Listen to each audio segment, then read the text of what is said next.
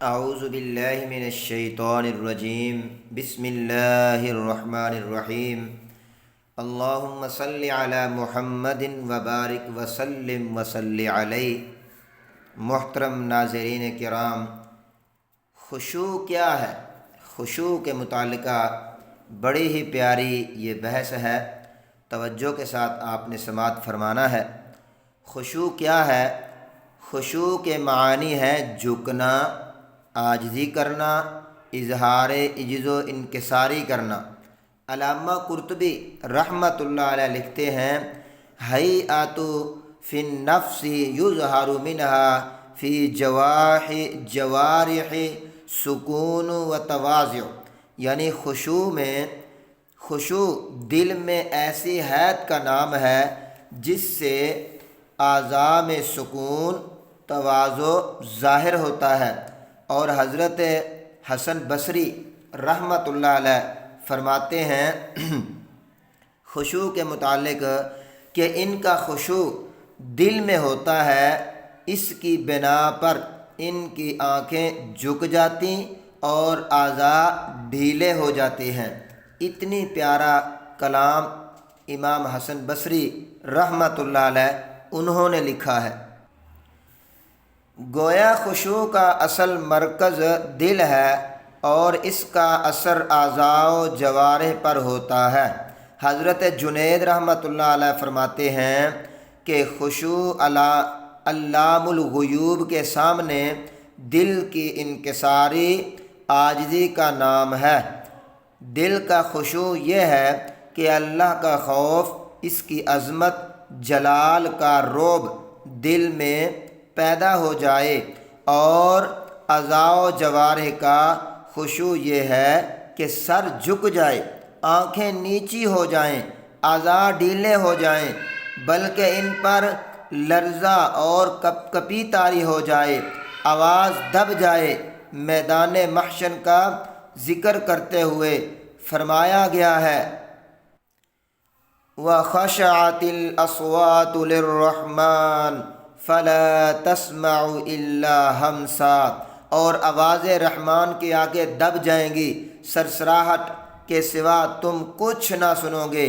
قیامت کے روز اللہ ذوالجلال کے سامنے سجدہ ریز ہونے کا حکم ہوگا۔ جو یہاں نماز نہیں پڑھتے، اپنی جبین نیاز اللہ کے حضور نہیں جھکاتے، وہ قیامت کے دن بھی سجدہ نہیں کر سکیں گے۔ ان کی کیفیت یہ ہوگی، خاشعۃ ابصارہم ترہقہم ذلہ وقد كانوا يدعون الی السجود وهم سالمون۔ ان کی آنکھیں جھکی ہوئی ہوں گی اور ان پر ذلت چھائی ہوئی ہوگی۔ یہ لوگ سجدہ کی طرف بلائے جاتے تھے اس حال میں کہ یہ صحیح سالم تھے، یعنی دنیا میں جب انہیں پوری قدرت حاصل تھی تب تو حکم کی تعمیل میں دانستہ گریز کرتے رہے تھے، آج یہ چاہیں بھی تو جھک نہیں سکیں گے۔ اعاذنا اللہ منہ۔ گویا دنیا میں نماز نہ پڑھنے کی ایک سزا میدان محشر میں یہ ہوگی کہ ان کی کمر اکڑ جائے گی، ذلت و رسوائی کے سبب ان کی آنکھیں جھک جائیں گی، مگر جو یہاں اللہ کے حکم پر جھکتے رہے وہ وہاں سرخرو ہوں گے۔ دل خشوع کا مرکز، منبع، اسی کے بارے میں رسول اللہ صلی اللہ علیہ وسلم کا فرمان ہے۔ آپ نے فرمایا، الا ان فی الجسد مضغۃ اذا صلحت صلح الجسد کلہ واذا فسدت فسد الجسد کلہ۔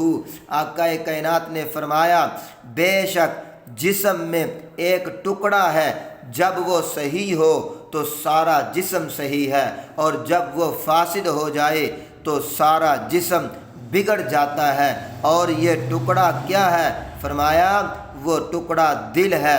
لہذا جب دل میں خشوع ہوگا تو باقی اعضاء و جوارح بھی اس کا اثر ہوگا، لیکن جب کہ بلکہ فرمایا حضرت صلی اللہ علیہ وسلم کو رکوع میں تو اس کی حقیقت کا اظہار زبان سے یوں کرتے، اللہم لک رکعت وبک آمنت ولک اسلمت انت ربی خشع لک سمعی و بصری و مخی و عزمی و عصبی۔ مسلم شریف کی روایت ہے، اے اللہ میں نے تیرے لیے رکوع کیا، آپ پر ایمان لایا، آپ کا فرما بردار ہوا، آپ میرے رب ہیں، آپ کے لیے میرا کان، میری آنکھیں، میری ہڈی کی مخ، اور فرمایا میری ہڈی اور پٹھا جھکے ہوئے ہیں۔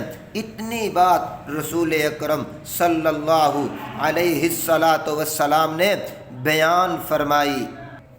اور حضرت سعید بن مسیب رحمۃ اللہ علیہ نے دیکھا کہ نماز میں نمازی اپنی داڑھی پر ہاتھ پھیر رہا تھا تو انہوں نے فرمایا، لو خشع قلبک ھذا خشعت جوارحہ، اگر خشعت جوارحہ، اگر اس کے دل میں خشوع ہوتا، اگر اس کے دل میں خشوع ہوتا تو اس کے اعضاء بھی خشوع ہوتا، اس کے اعضاء میں بھی خشوع ہوتا، وہ داڑھی سے نہ کھیلتا۔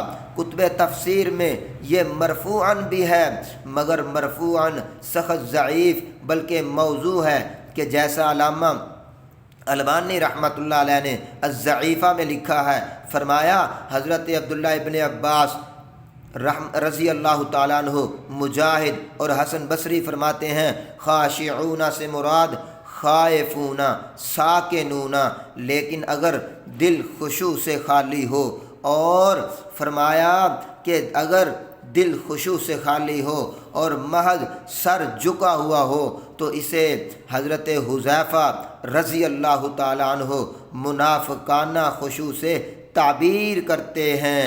حضرت عمر نے جب ایسے ہی ایک شخص کو دیکھا کہ وہ نماز میں اپنا سر نیچا کیے ہوئے ہیں تو انہوں نے فرمایا، سر اونچا کرو، خشوع میں نہیں دل میں ہوتا ہے۔ فرمایا خشوع جو ہوتا ہے سر اونچا کرو، خشوع سر میں نہیں دل میں ہوتا ہے، خشوع دل میں ہوتا ہے۔ اللہ تعالی ہمیں خشوع کرنے کی توفیق عطا فرمائے۔ خشوع کیا ہے؟ تواضع، جھک جانا، عاجزی، انکساری رب العالمین کے سامنے پیش کرنا۔